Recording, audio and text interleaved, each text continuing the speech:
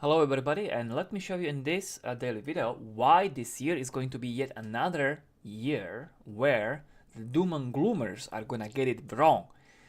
Because what's going to happen most likely is that we're gonna have a correction this year, and the doom and gloomers and their followers are not going to take an advantage of that. They're not gonna buy.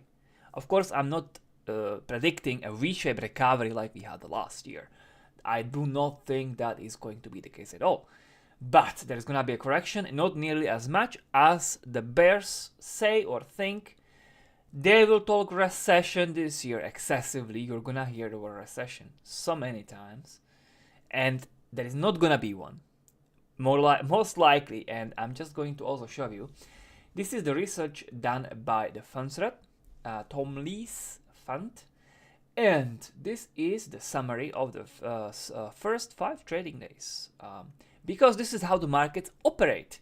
Early in January, you can see what sectors, what stocks, what indexes are getting the liquidity inflows.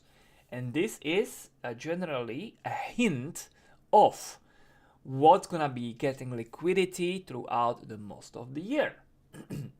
And Tom Lee has summarized for us here very beautifully that if the first 5 trading days for the S&P 500 are positive, and this is like 70 years. This is the research based on 70 years.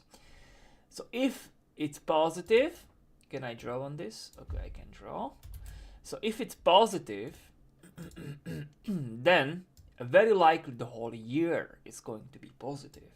And if it's negative, it's going to be most likely negative. And we've just closed the first 5 trading days, 0.62%.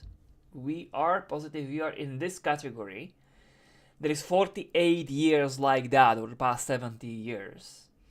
And 83% chance that the year ends in positive, ends in green. I would like to also point out that for the rest of January, it's going to be very important what the stocks are going to do. Because at the end of January, we are going to draw the January barometer. But that is, we are still just first 10 days into the January, so this is still time. However, this is a very good prediction for a year. So let me start, being a broken record, let me start and also conclude this video with saying, buy the dip. Again, another year to buy the dip. It's not going to be like this forever, obviously. The markets will run out of the legs at some point. Not this year. This year, yet another buy the dip year.